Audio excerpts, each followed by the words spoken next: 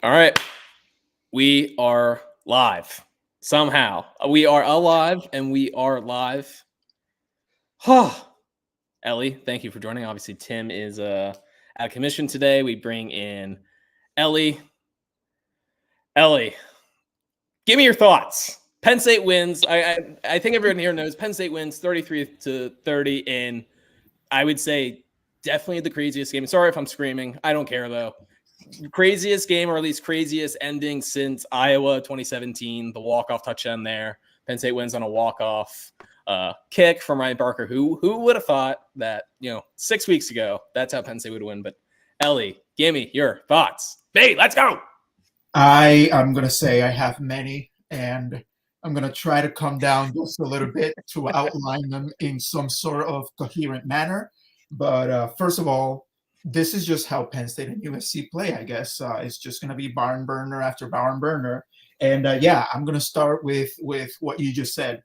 Who would have thought 6 weeks ago that the kicking game was going to be Penn State's saving grace after we basically saw them nearly throw one away earlier this season? Secondly, I had this inclination all season long, to be honest, with we all knew the defense was not going to be as good as it was last season. It just wasn't realistic. You can't go higher than one.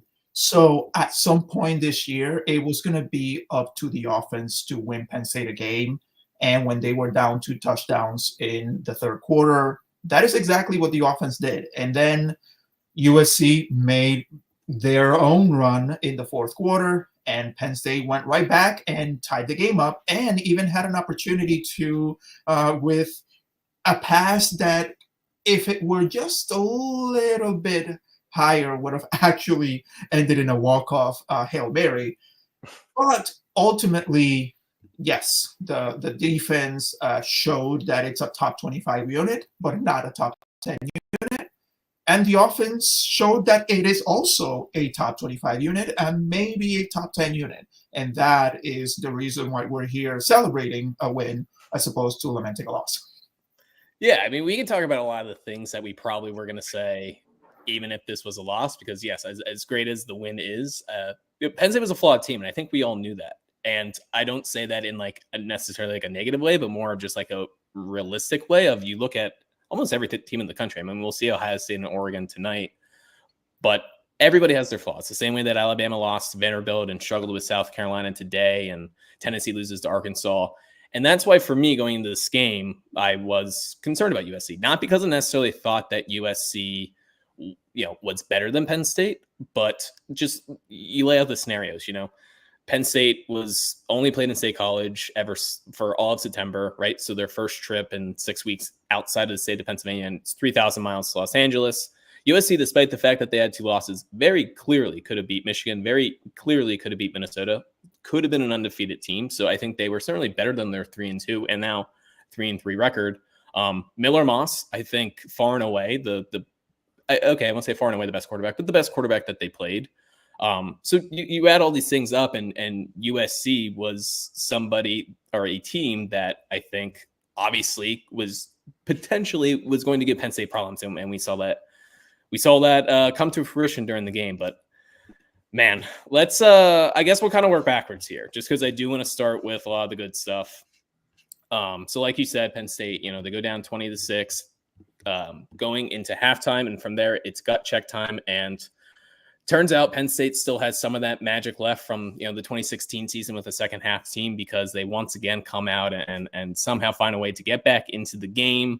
Let's talk about Drew Allar. So you look at his stats: 30 for 43 for 391 yards, 2 touchdowns, 3 interceptions. One of those interceptions being the Hail Mary.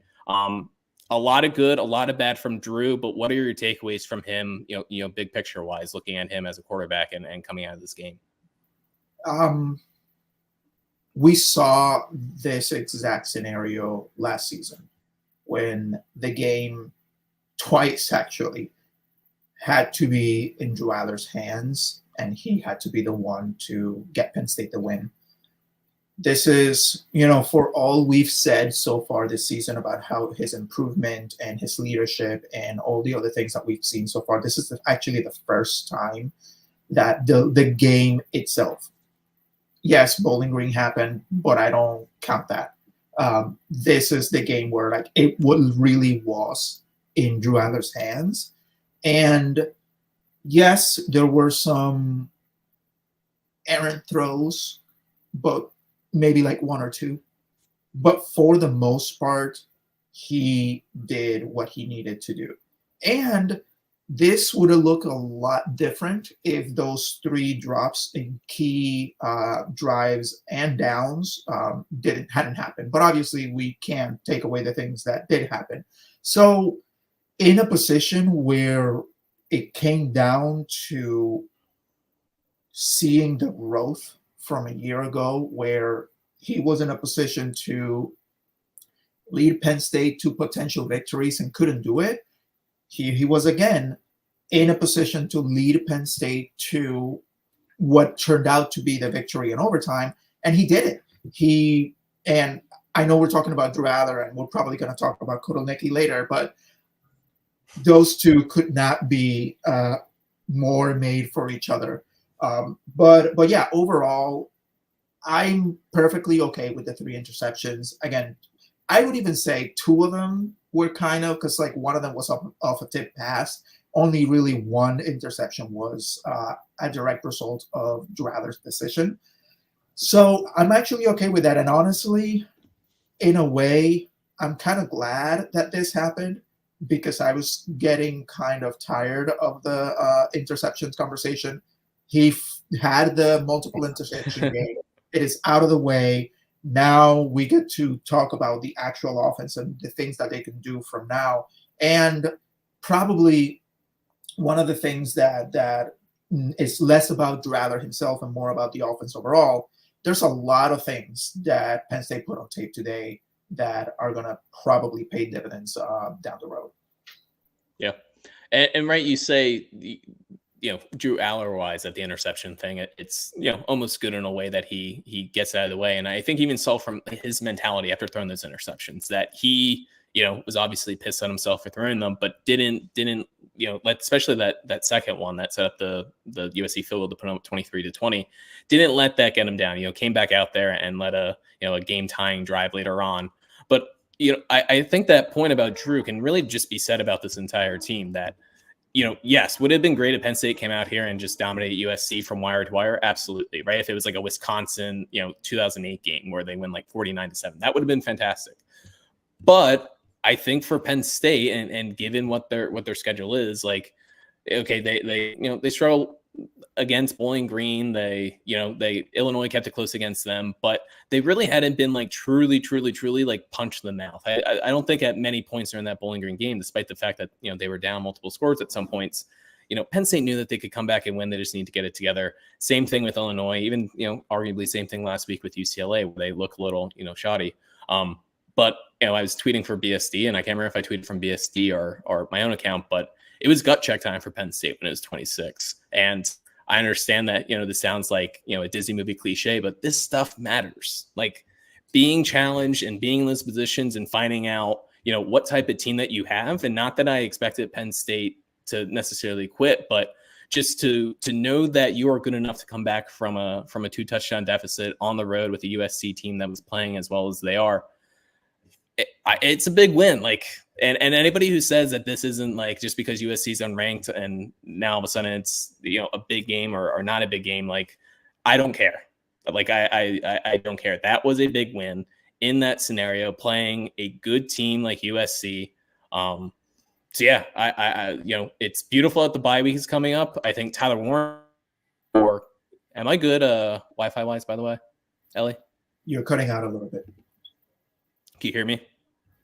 I can hear you, but I can't. You're frozen. Am I back? You're back.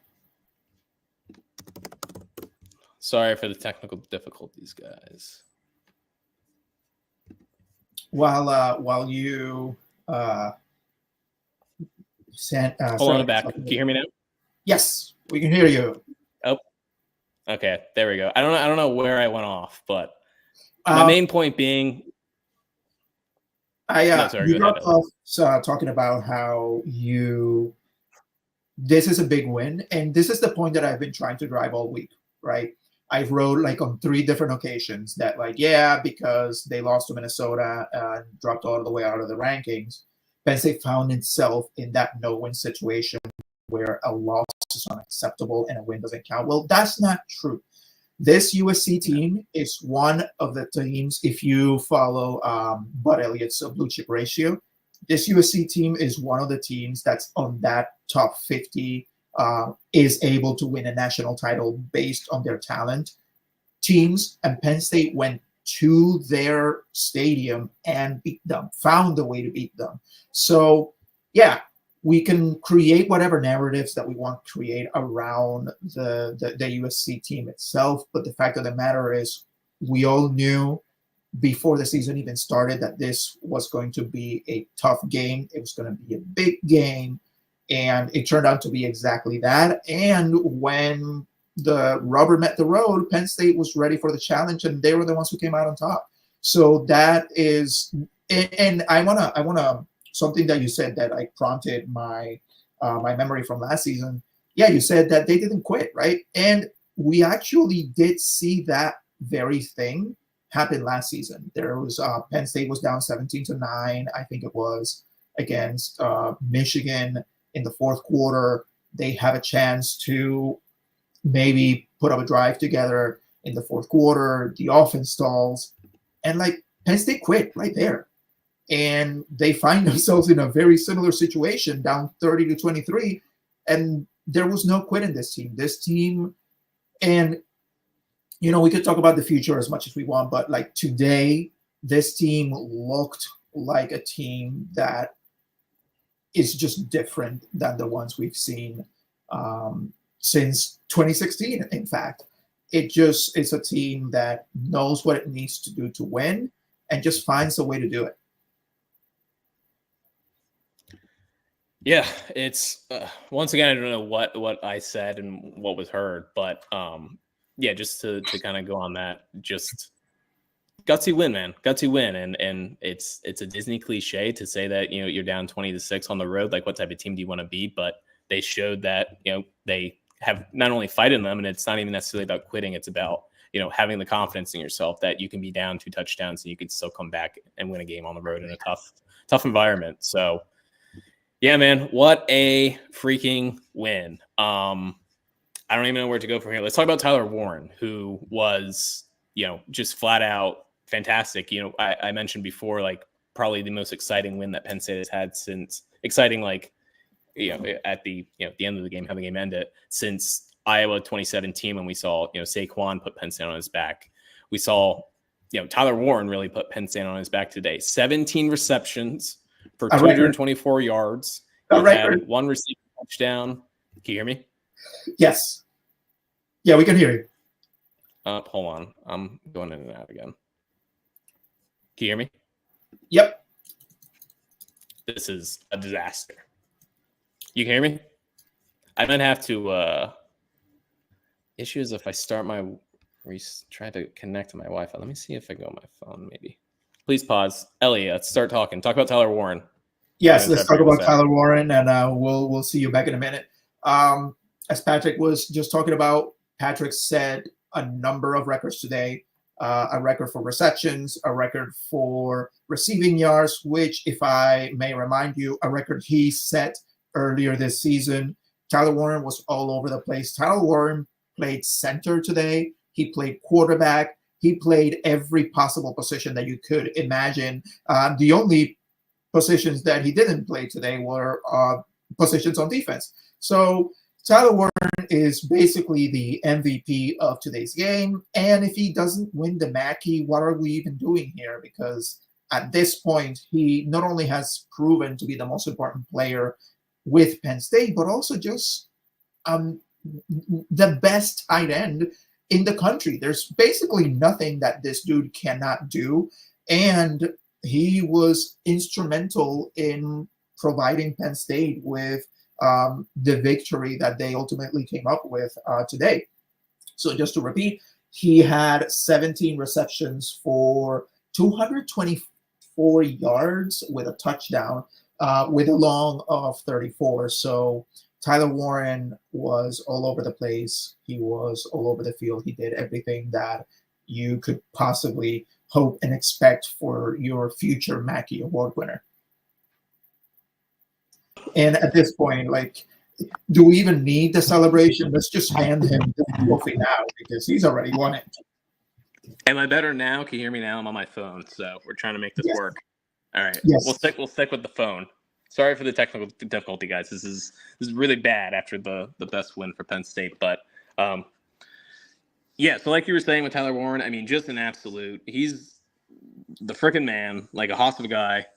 I was talking with Clay Sortic, former BSD guy, about where Tyler Warren. This is prior to the USC game. Where does Tyler Warren rank as among Penn State tight ends? Even let's just even say like the Franklin era, like Freiermuth, Jasecki, like obviously Penn State's had some good ones. Yeah, I mean after today, and it just seems like he doesn't get tired either. Like as the game goes on, despite the fact that he's dragging defenders in the first quarter, he's still doing it in the fourth quarter, and just he's a beast. It's hard to be a tight end to like impact the game at that level, like to be a legit like number one guy that's again having 17 receptions and making plays in all the different ways that he does, but he somehow is able to do it. And I don't know about you, Ellie. I mean, I think that we were both, I think all Penn State fans, liked Tyler Warren heading into the season, but I don't know if we necessarily thought that he was going to be, a first team All-American Mackey Award winner guy that's going out and having 17 receptions in the game. So I will say that being who I am, of course, I did like openly wonder if Tyler Warren wasn't already the best Penn State tight end under Franklin. Yeah. I did not expect for him to be like the unquestioned best tight end in the country by week 7. This is actually much more amazing than I could have imagined.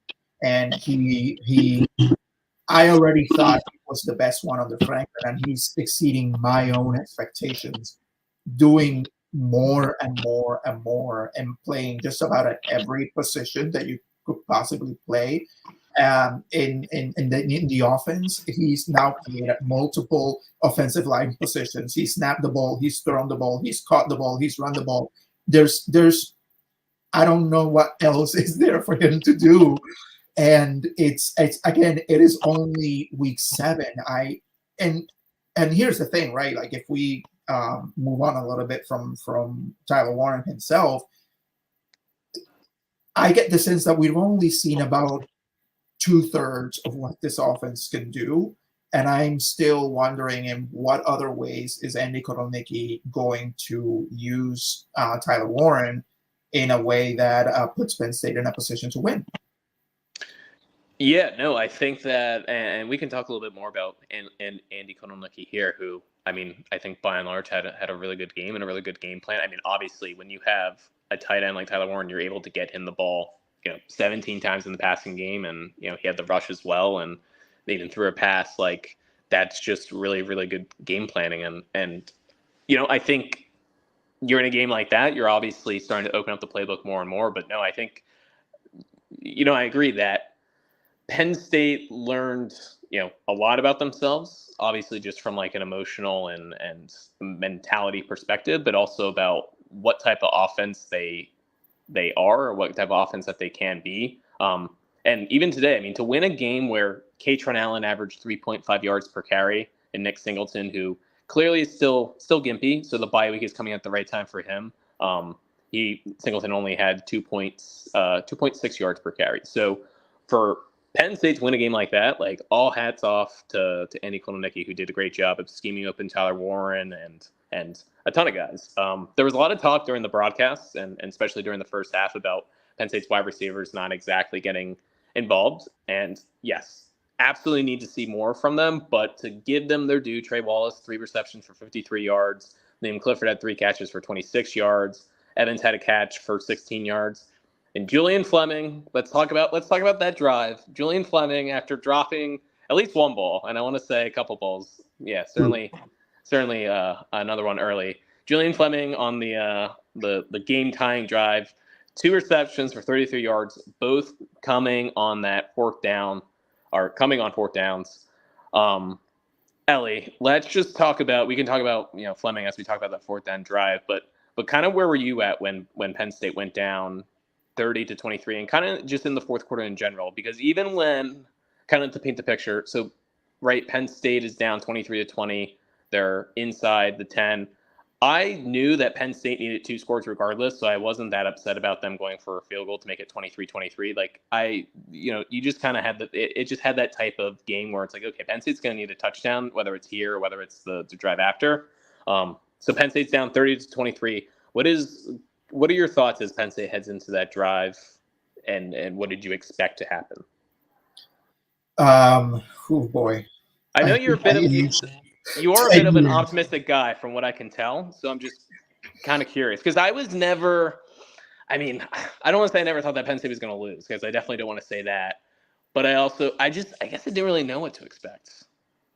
I definitely aged about 5 years in that one drive. So you're right. I'm usually the optimistic person who looks at the bright side, because my philosophy is, why waste time being sad when you can be happy? But I'm not gonna lie, I was scared. I was scared that that would be it. I want to point out that both fourth down conversions were not fourth and short or fourth and long. One was 4th and 7, the other one was 4th and 10.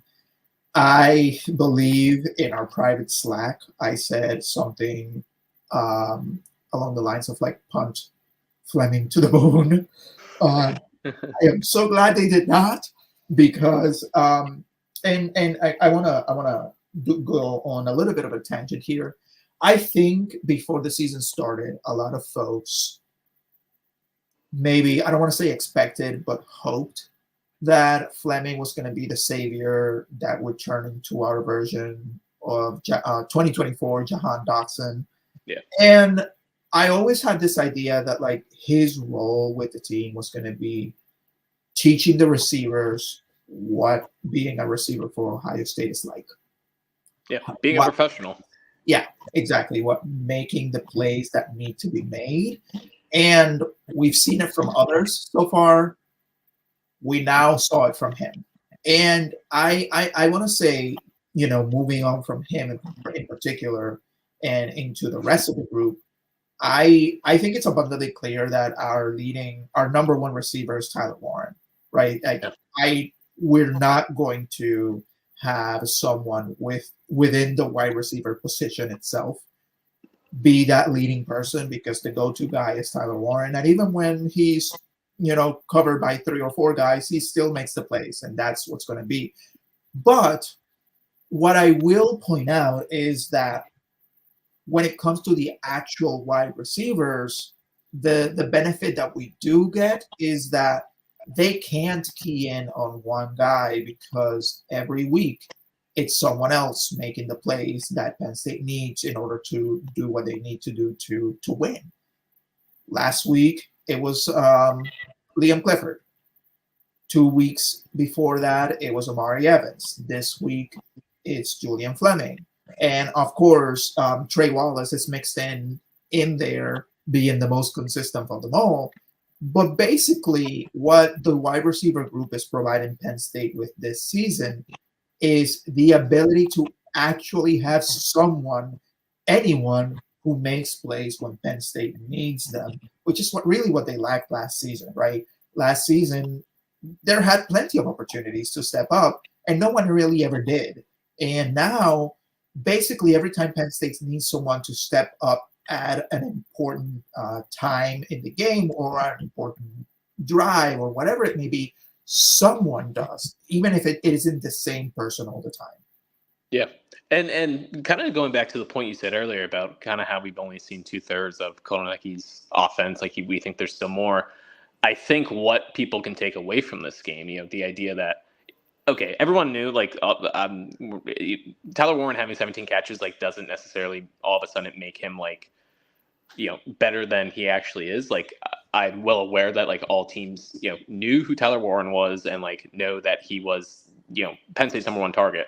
But seeing a game like this where USC just, no matter what they were doing, somehow Penn State was still able to get Warren the ball, that's going to change how defenses, how Wisconsin, how Ohio State are going to come into games with Penn State as well. And that's where you're going to need guys like Trey Wallace and Julian Fleming and Liam Clifford and Amari Evans and, the list goes on and on to step up. And it was nice to see that in, some key moments, Julian Fleming was able to make a play. And as you were saying earlier, just that, maybe this wide receiver group doesn't have a wide receiver one. Maybe they don't have an all-conference guy, but there's enough there, especially when you have someone like Tyler Warren and you have running backs like Nick Singleton and Katron Allen and a quarterback like Drew Allar that can get them the ball. Like, there are weapons on this offense. These wide receivers are going to have one-on-one opportunities, and they are good enough, as we saw, with Fleming on that last, the last drive in regulation, or second last drive, I guess, technically in regulation, to make plays when they need to. So, where do we want to go from here? There's just there's so much to talk about. We could talk about the original. What do you want to talk about? I want to talk about one thing here. Okay. In USC's last drive of regulation, they're moving the ball very well. They're basically nearly guaranteed to get into field goal range. The clock is going down. James Franklin, for whatever godforsaken reason, calls a timeout, allowing the Trojans to basically have a free play here.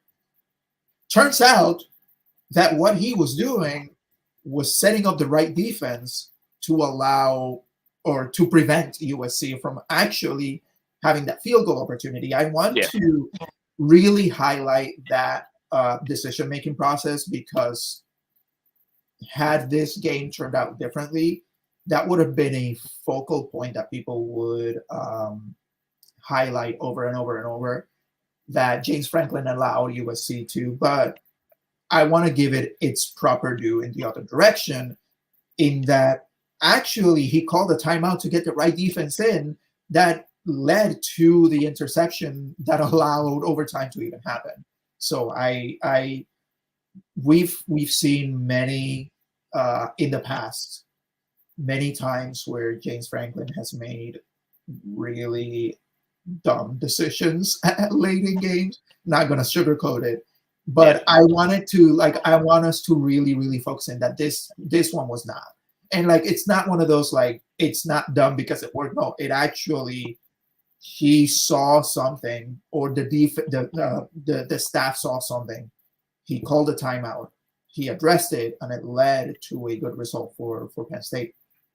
Yeah, the funny thing was the CBS guys were like confused as to why he was calling it, and to be honest, I don't really know what Lincoln Riley I mean, it seemed like at that point he was just playing for, we get one completion here of 10 yards or 12 yards, and we're in field goal range. But with 1:55 left in the fourth quarter, USC had a second down and 10, or excuse me, it's at 1:55. They were at the USC 37. They pick up 14 yards. They're at the Penn State 49.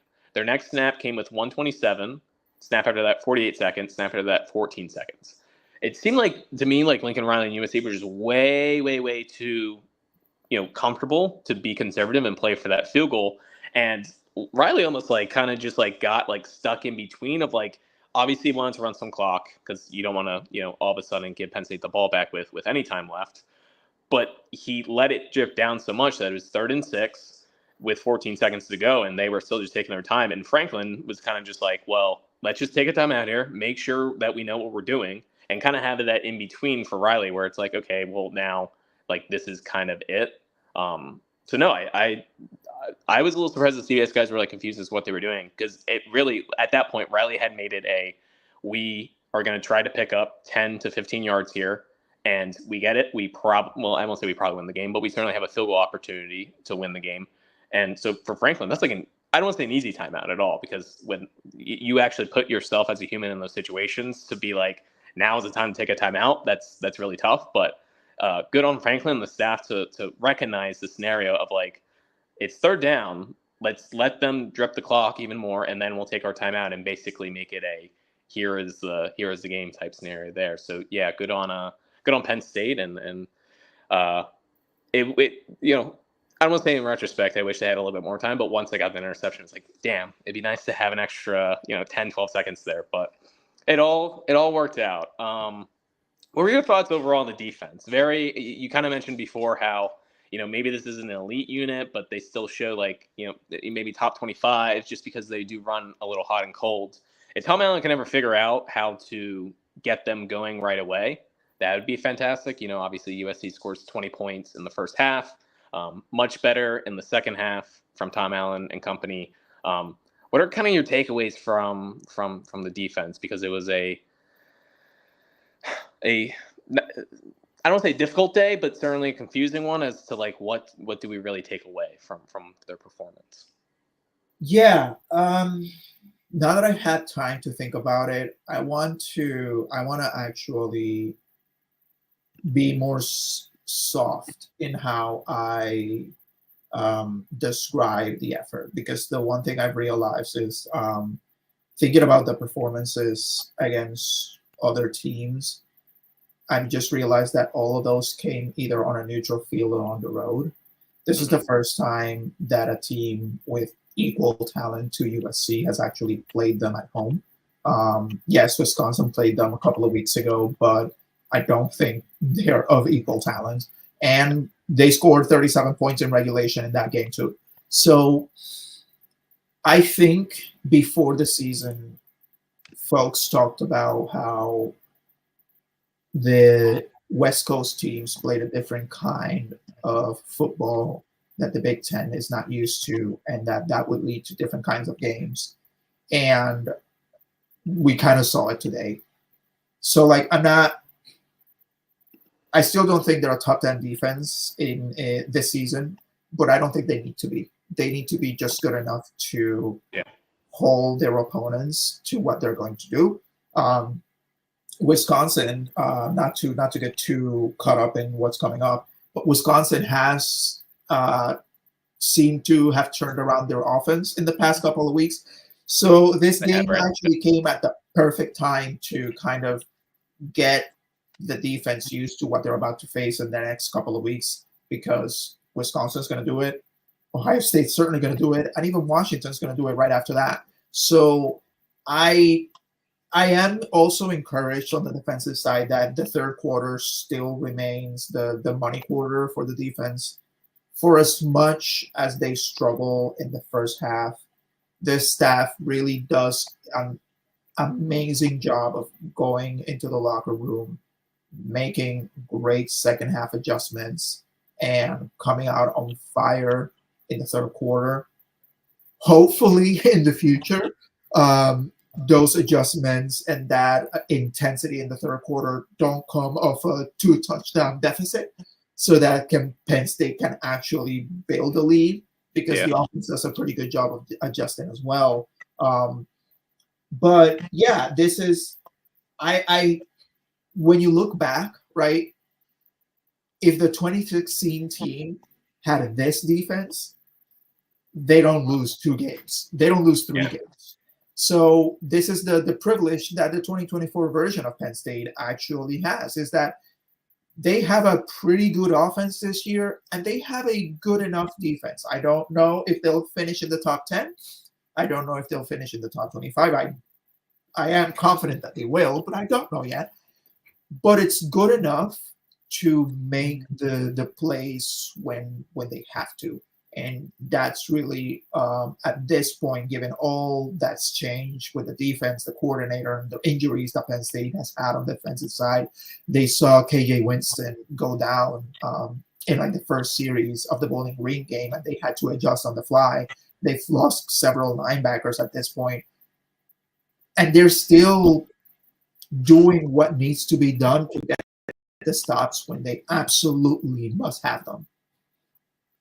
Yeah, I think, going into this game, I talked about with Tim, I kind of expected how USC was going to win was dinking and dunking their way down the field. USC up until this point had some trouble with explosive plays, and Penn State's been really good with not giving up explosive plays. And I have to go back and look, but it certainly felt like USC was certainly felt more explosive than we maybe thought that they were going to be. I don't know if that's a good or bad thing for Penn State, because up to this point, they've been pretty good at limiting explosive plays. Now, granted, they have not been playing, an offense to USC's level.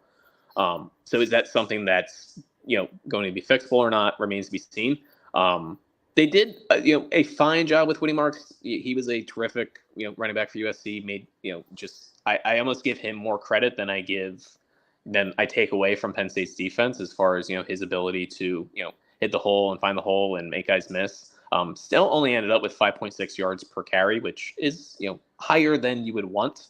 But at least for me, it felt like he had more gaping holes during the game than that. So I think that's the only thing that as far as like main takeaways from the defense, because I think there's still questions about the secondary. Zion Tracy definitely got away with some pass interference, some holding, a little grabbing. I don't know what exactly you want to call it. Same with Cam Miller, but that type of stuff happens. And Ellie, I don't know if you know my opinion on refs. I don't like them when they call fouls on Penn State or call penalties on Penn State, but when they don't call penalties that help Penn State, I like that. So that's just to be clear. Hate refs, but if they do something that helps Penn State, then it's like, well, that's just football. So that is my take on Zion Tracy and Cam Miller was in overtime. That's just football, baby. That's called aggressive physical football. But right.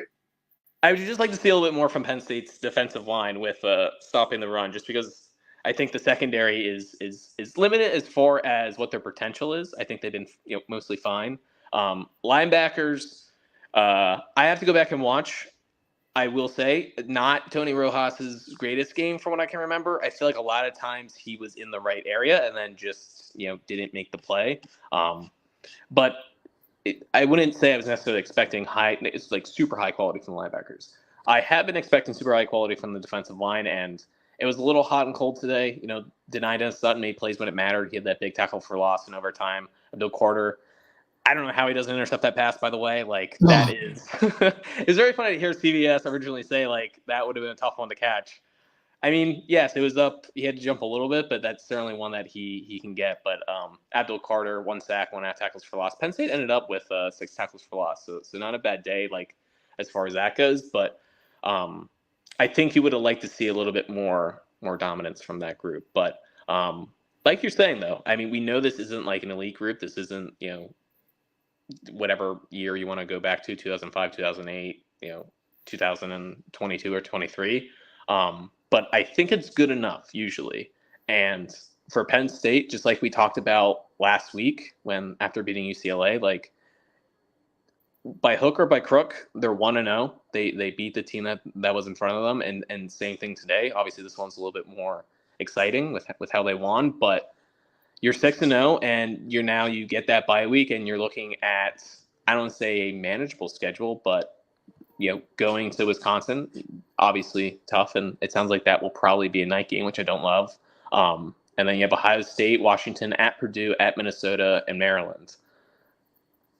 It feels pretty good. Again, Penn State's flawed, and just like any team. And Wisconsin can beat them. Washington can beat them. I'm not going to say Purdue can beat them, I'll be honest with you. I don't think Purdue – although apparently Purdue played Illinois pretty tough today, but – I think if you're Penn State, it's I don't really care about the process of getting to 11-1. We'll even give the Ohio State game away. I don't care about the process of getting to 11-1 as long as they do get to 11-1 and get into that playoff. So good win today. One other thing I want to say about the defense, and it's not about the defense, but it is about the defense. I want to also point out that we're kind of, I don't want to say we're dogging the defense per se, but we a little bit, right? But let's remember that also, just like Andy Kotelnicki, Lincoln Riley is a great offensive mind of his own. Yeah. And he has multiple Heisman quarterbacks that are now starting for NFL teams. It's like basically every quarterback he's worked with is starting for some NFL team right now. So it shouldn't be surprising that the USC offense was able to move the ball, because that's what Lincoln Riley has done basically the entire time he's been a head coach at both of the places that he's worked at. What is surprising? Well, Actually, I'm not going to say surprising, but I will say that the defense played, especially the defensive line, played a lot better than I thought they would today. So credit to them for that. But yeah, like one of the best offensive minds in the game had a good game plan against the Penn State defense, and they executed almost to perfection. And thankfully, it was almost to perfection and not to perfection. Yeah, and no, that was one of the things that Tim and I talked about like, I think if Penn State and USC played 10 times, I think like not to be a homer, but I think Penn State probably wins 7 out of 10 times. But it only takes one game. This isn't baseball where it's a series or basketball, the playoffs or anything like that. Like you get one game, and Lincoln Riley, like I know like people make fun of him because like the soft teams that he has, but the dude can coach up an offense very clearly. And came out with a great game plan today. It's not how I thought it was going to go, so I can't like pat myself on the back too much about, because I thought it was going to be much more dinking and dunking and not as much explosive plays like they had. The 75-yard fake reverse that just kind of foreshadowed how that entire game was going to go. But I did predict, not to pat myself on the back again, but I did predict Penn State 35, USC 30. So not too far off as far as the score prediction goes. I know you always go 56-17, so sorry, Ellie, but not as close this time. But no, I mean, I just feel like we're kind of we're in agreement and saying the same things over, that it's like I think you and I both like had the same idea with the Penn State team, that it's like they can go 11-1. That doesn't mean that they're not flawed, and that doesn't mean that they couldn't have lost this game. It doesn't mean that they can't lose games moving forward. And would it be great if they won games in more dominant fashion? Absolutely. But you get into those scenarios, you get into these games, and it's just about just freaking win it, man. And you go down 20-6 at halftime, and you come back and win it. Like, celebrate this win. Like, that is like my takeaway and I think Penn State fans are. But celebrate this win. This was a fantastic college football game, and like you said before, I think this is just, unfortunately, how Penn State USC games apparently are going to have to go for the rest of the time. Is just game-winning walk-off field goals. Another shout out to Ryan Barker. We need to get. I saw the state media, or not state media. Penn State's NIL group did a shirt for Vega, the Pancakes, International House of Pancakes. We need to get Ryan Barker a shirt. Can we get like barking for Barker, and like, yes, maybe have like a little dog and we bark when he like kicks field goals? Like, can we do that? I would love that, because he deserves it. Because 4 for 4, along of 36. That's all I ask for. Just make your field goals inside 40 yards. That's all. I'm not asking for a lot. I'm gonna tee off something you said as my last point. I was gonna say we can wrap up here. We're almost 45 minutes. Every team is flawed. It's not just Penn State. Texas is flawed. We saw it today. Georgia's flawed. We saw it today, and 2 weeks ago, and last week, and 4 weeks ago against Kentucky. The teams that Oregon is flawed. They nearly lost to Boise State. Ohio State is flawed. They basically were 4 Iowa turnovers away from not actually performing the way that we saw. We see the score and we assume that Ohio State did. No, Iowa turned the ball over 4 straight times in their own territory. Talk about a team that is, needs like to be woken up in the second half. Same thing, right? They always got off the slow starts, whether it was Marshall or Iowa. So yeah, absolutely. So I don't want to go too far on one end to like try to downplay Penn State's ability, because it happens to be a flawed team. And I also don't want to go into the other extreme to say, well, because every team's flawed, it doesn't matter. But it does play into the idea that like we don't yet need to place limitations on what Penn State can do, because as we've seen from the rest of the country, any team on a bad day can do just about anything. And I would count this, if I were to be honest with you, I would count this as a bad day for Penn State, and they still won. Yeah, I mean, well, it's, it is funny where it's like, I think the line closed at Penn State -3.5. So, if they win by 3, they basically, Vegas, it was very close on how this game goes. And I don't want to say, obviously how the game goes plays a part in how we like react to it, but it's like, in some sense, like this is kind of what I don't want to say what we should have like expected, because I agree with you that like Penn State's best versus USC's best. I do think that Penn State, wins by more, but kind of going back to what I said earlier, hopefully before my Wi-Fi cut out, so I don't know if people heard it, but like, just the fact that Penn State was in State College for the last 6 weeks, literally did not leave State College. They travel 3,000 miles to go to this game, which I know people are like making fun of James Franklin for like the having to bus at Harrisburg. But even that aside, like traveling 3,000 miles per game is not easy. Does not matter. Bus are not like if even a State College like had a normal airport. So you just add all these things up, and it's like, I don't know, like the game played out how it did, and it was crazy. But I'm not apologizing for wins, I guess is kind of like where I'm at this point. And Nope. like I've been the type of fan in the past, like especially for example last year, where I put like everything into Penn State being this elite team, and kind of like ignoring the fact that they were flawed. Like I was a little like I would mention last year just about like it'd be kind of nice to get some explosive plays, like getting having to be in 3rd and 2 every single drive like isn't great. I'm trying not to do that this year, trying to, realize that they are flawed. And like you said before, you realize that every team in college football this year is flawed. There are no, 2005 Texas teams or 2001 Miami or 2019 LSU. Like every team is flawed. And, especially with this 12-team playoff, like just get the wins. Go 11-1 and or 12-0. Obviously still would love to beat Ohio State, but I'm not going to apologize for wins, and whether by hook or by crook, Penn State pulled it out today. So beautiful stuff, just absolutely beautiful stuff. And just like on a fan level, not to ramble on even more and more, but just like it's just freaking cool to win a game like that. Like that's the type of game that you watch, and you're not a Penn State or USC fan. You're just like, that's an awesome game. Like for baseball, like I'm not a Phillies or Mets fan, and watching that game too, where it's like I know you're a Mets fan. I'm a Yankees fan actually, so we have some beef. But watching Phillies Mets game too, where they're just going back and forth, and it's like both teams throwing haymakers, just like this is an awesome game no matter what. So to be a Penn State fan, to see them win that way and win on a walk-off field goal and fight back, like just savor it. Just savor it for everyone watching, which I think everyone is. So. Any other final thoughts? I know you said that you before your final point, but any actual final thoughts before we log off here, Ellie?